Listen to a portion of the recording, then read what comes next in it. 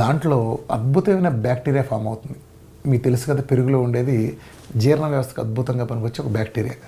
దాన్ని అన్నంతో కలిపి చేసిన ప్రాసెస్లో, ఆ తోడుకునే ప్రాసెస్లో ఏం జరుగుతుందంటే, ఆ వచ్చిన bacteria rich source of bacteria, ఇది కడుపు మొత్తాన్ని క్లీన్ చేస్తుంది.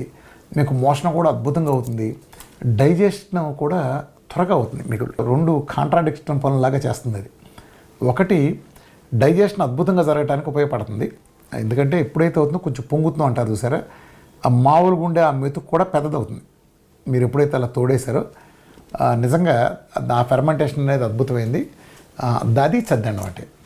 అంతేగాని మీరు చద్దన్నం నీరు గారిపోయి అన్నాలు తీసుకుని చేస్తే అది బ్యాడ్ బ్యాక్టీరియా అదంతా ఫామ్ అయ్యి మన కడుపులో నొప్పి వచ్చే అవకాశం కూడా ఉంటుంది, లేదా వాసన వస్తుంది.